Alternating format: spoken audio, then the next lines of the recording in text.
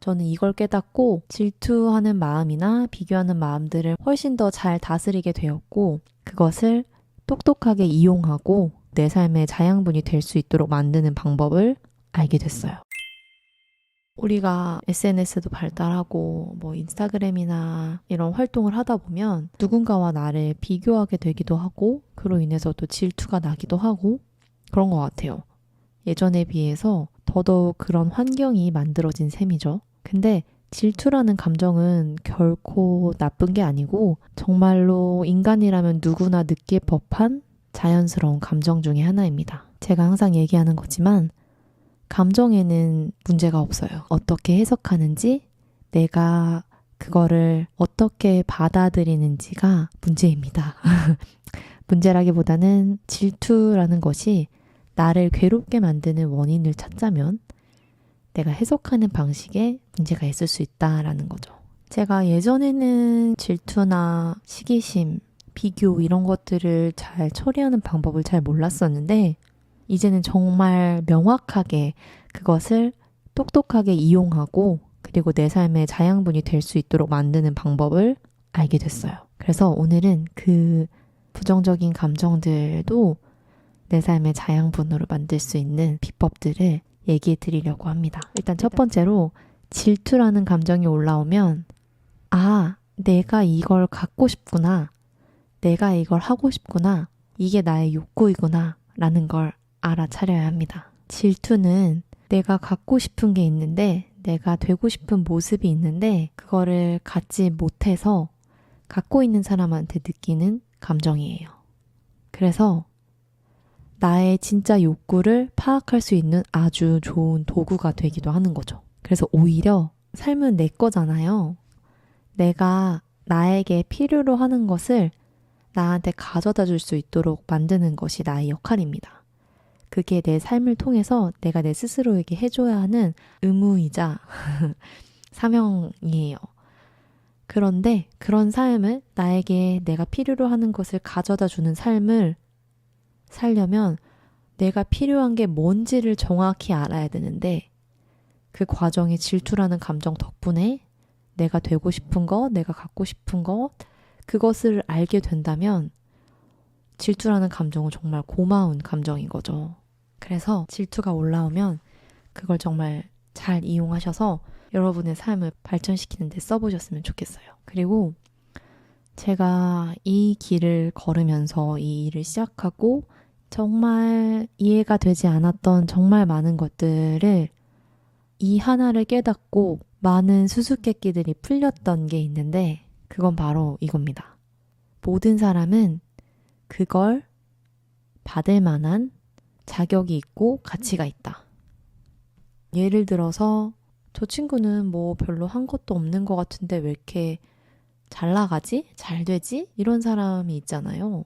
그 사람은 아주 정확하게 그 사람이 받을 만한, 그리고 그걸 경험할 만한, 그리고 그걸 가질 만한 아주 정확한 경험과 노력이 있었습니다. 이걸 알게 되면 질투라는 감정을 바라볼 때도 도움을 되게 많이 받을 수 있는데, 이런 말이 있어요. 우리가 어떤 사람을 싫어하는 거는 그 사람을 잘 모르기 때문이다 라는 말이 있어요. 이 말이랑 일맥상통하는 내용인데, 우리가 누군가를 싫어하거나 저 사람은 별로야 라고 생각을 할 때가 있는데, 그거는 그 사람을 잘 모르기 때문이다 라는 거죠. 그 사람의 삶에 들어가서 그 사람이 살아온 인생과 그 사람이 했던 생각과 그래서 내리는 판단들, 그것들을 다 들어보면 그 사람을 사랑하지 않을 수가 없게 된다고 생각을 하거든요. 근데 우리는 그 사람을 알려고 노력하지 않고 노력하고 싶지도 않고 그런 거죠. 그런 것처럼 내가 보기에는 별로 노력도 하지 않은 것 같은데 가진 것 같은 사람을 보면, 실제로 그 삶에 들어가 보면 그 사람은 그걸 얻기 위해서 나름대로 정말 많은 노력과 고민을 해서 그걸 얻어낸 거예요. 근데 우리가 보기에는 그게 쉬워 보이거나 쉽게 가진 것처럼 보이는 거죠. 단순히 그 사람의 최근 어떤 성과, 짧은 단기간의 성과 때문에 정말 운이 좋았다 라고만 평가하기에는 그 짧은 성과를 위해서 그 사람의 30년의 인생, 40년의 인생, 50년의 인생이 뒷받침되어 있다고 볼 수가 있어요. 근데 그걸 그냥 우리가 모를 뿐이다. 그리고 알고 싶어 하지 않는다는 것? 그래서 저 사람이 쉽게 가졌다고 생각을 하는 것 같아요. 그래서 저는 그렇게 생각하기로 했어요. 그 사람은 그걸 받을 만한 충분한 자격이 있다. 그리고 충분히 노력해왔다. 라는 걸 인정해주고 저도 받아들이기로 한 거죠. 두 번째로는 경험하지 못한 건 반드시 경험하게 된다는 것. 인생 전체적으로 봤을 때 사람들이 겪는 각각의 경험들은 정말 다양한 경험, 나는 평생 하지도 못할 것 같은 그런 경험을 다른 사람은 하기도 하고, 다른 사람들은 경험하지도 못할 것 같은 일을 내가 경험하게 되기도 하고, 각각 보면 그 사건들이 다 별개로 되어 있는 것처럼 보이지만 넓게 보면 인간은 다 비슷비슷한 인생을 살고 있습니다.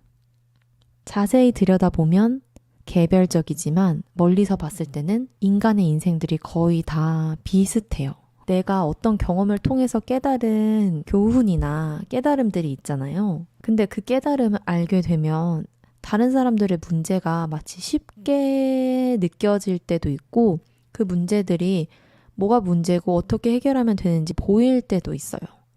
그리고 반대로 다른 사람들은 알고 있는 걸 내가 내 문제에서는 해결하지 못하고 있는 것들도 있어요.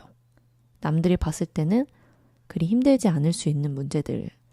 그런데 이 모든 각자의 깨달음들은 각자 인생에 자기한테 가장 적절한 때에 깨달음으로 옵니다. 저는 이걸 깨닫고 질투하는 마음이나 비교하는 마음들을 훨씬 더 잘 다스리게 되었고 되게 긍정적으로 받아들이게 되었어요. 그래서 이런 것들을 생각하면서 질투에 대한 마음들을 조금 다스리실 수 있다면 좋겠습니다. 근데 처음에 그 질투가 딱 올라오자마자 기계처럼 딱딱딱딱 이래서 내 욕구가 뭐구나 딱딱딱딱 그래서 난 어떻게 하면 되는구나 이렇게 하는 게 아니고 처음에 질투가 올라오면 그 감정을 차분하게 느껴줍니다. 그래서 충분히 질투를 해요. 미워도 하고 시기도 해보고 그게 때로는 5분 안에 끝나기도 하지만 한 5일이 갈 수도 있는 거예요.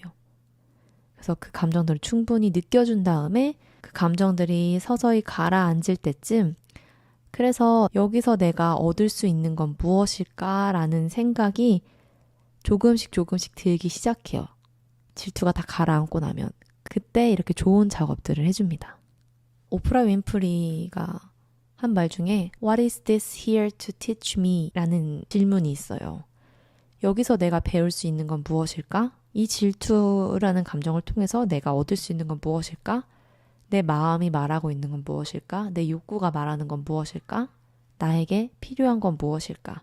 라는 질문을 스스로에게 계속 던지면서 그 매듭을 풀어나가는 편입니다. 오늘의 이야기가 여러분들께 조금이나마 도움이 되었으면 좋겠습니다.